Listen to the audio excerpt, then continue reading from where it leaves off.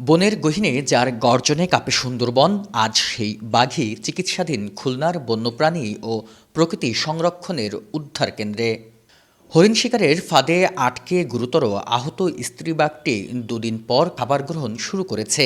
ধীরে ধীরে ফিরছে প্রাণশক্তি। গাজীপুর সাফারি পার্কের ৫ সদস্যের বিশেষজ্ঞ চিকিৎসক দলের অধীনে চলছে তার চিকিৎসা। ফাঁদে আটকে সামনের পা গুরুতর ক্ষতিগ্রস্ত হয়। দীর্ঘ সময় না খাওয়ায় শারীরিকভাবেও দুর্বল হয়ে পড়ে প্রাণীটি। তবে চিকিৎসকদের নিবিড় পরিচর্যায় এখন ধীরে ধীরে স্বাভাবিক আচরণে ফিরছে সে। বুধবার সকাল থেকে দেখা গেছে তার স্বাভাবিক ক্ষিপ্রতা। পায়ের ক্ষত অনেকটা সেরে উঠেছে, খাবারের পরিমাণও বাড়ছে। চিকিৎসকরা জানিয়েছেন, আপাতত নিবিড় পর্যবেক্ষণে থাকবে বাঘটি। পুরোপুরি সুস্থ হতে সময় লাগবে প্রায় ২ সপ্তাহ। আজকে সকালে আমরা যখন গিয়েছিলাম মাংস দেওয়া হয়েছে, আমাদের সামনে মাংস খেয়েছে। তা আমরা সে কিছু তাকে কিন্তু ফুল পেট মাংস দেওয়া হচ্ছে না, যাতে সে আস্তে আস্তে আস্তে আস্তে মাংসের ভিতরে আমাদের ওষুধ দিতে হবে। একবার ফুল পেট হয়ে গেলে ওষুধগুলো দিতে পারবো না। এবং ইঞ্জেকশন করেও কিন্তু চিকিৎসা দেওয়া যাচ্ছে না। ইঞ্জেকশন করে একবার চিকিৎসা দিলে সে তো ভয় পেয়ে যায়, ডার্ট করে সে কিন্তু আমাদের দেখলে ছটফট করে লাভ করবে। আমরা যাওয়া মাত্র সে পিছনে পায়ে দাঁড়িয়ে দুপা দিয়ে আমাদেরকে কিন্তু অ্যাটাকিং ভঙ্গিতে কিন্তু শাউট করেছে। তখন আমরা বুঝেছি যে পাটা কাজ করতেছে। নতুন এবং ফিরে আসা গ্রাহকদের জন্য নগদে চলছে ক্যাশব্যাক সহ প্রতিদিন হাজারো উপহার জেতার সুযোগ। হবে আশা আর ফেরা, সারপ্রাইজ সেরা। আলো এই কারণেই যে সে ফুটপেট পালায়, এটা দিয়েই আমরা আশার প্রদীপ জ্বালাইছি। ফুটপেট পালায়, এটা একটা গুড সাইন। এখন যেহেতু এটা ওয়াইল্ড অ্যানিমেল এবং আপনারা জানেন যে রয়্যাল বেঙ্গল টাইগার হচ্ছে একটা সলিটারি অ্যানিমেল। সে গ্রুপ হান্টিং করে না, একাই হান্টিং করে। তাহলে তাকে এমন না যে সে যদি ৬ মাস এখানে ক্যাপটিভ থাকে তাহলে যে তার ওয়াইল্ডি বিহেভিয়ার হারায় যাবে, বিষয়টা কিন্তু এরকম না। তবে তাকে পূর্ণাঙ্গ ফিট করার জন্য আমরা এখানে তাকে স্বল্প সময়েও ফিট দেখতে পারি, অথবা আমাদের লম্বা সময় লাগতে পারে। তার বডিতে এখন ৩টা প্যারামিটারে আনফিটনেস আছে। একটা হলো তার বাম হাতে পেইন আছে, এই যে ডিস্টাল পার্টটা, যেটা আমরা বলি, ওই যে এটাকে ডিজিটগুলো বলি, ডিজিট এবং ফ্যাট, এখানে ইনফ্লামেশন আছে, সোয়েলিং আছে। তো সে যে হান্টিং, আমি সাইডে যে দিব, হান্টিং করলে তো 2টা হাত দিয়ে তাকে টাকিয়ে সিরে মারতে হবে অ্যানিমেলকে। তাহলে এক হাত যদি ব্যবহার করতে না পারে তাহলে সে নিজেই অন্যের খপ্পরে পড়ে যাবে। এটার জন্য আমরা অ্যাডভাইস দিছি, আমরা কোর্স দিছি 10 দিনের।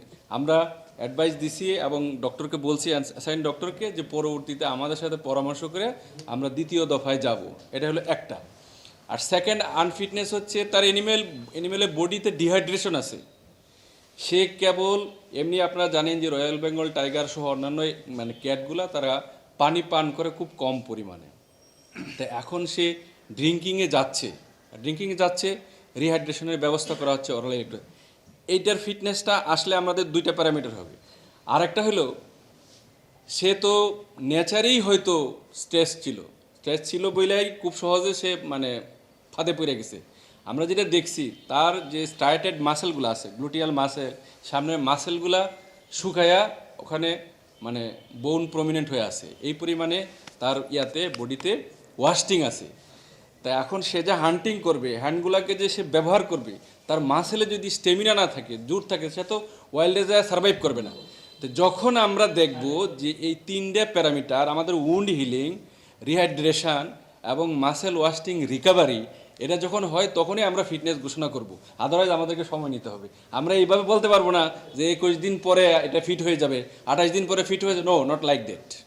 বন বিভাগ বলছে, সুস্থ হওয়ার পর বাঘটিকে আবারও তার নিজস্ব আবাস সুন্দরবনে অবমুক্ত করা হবে।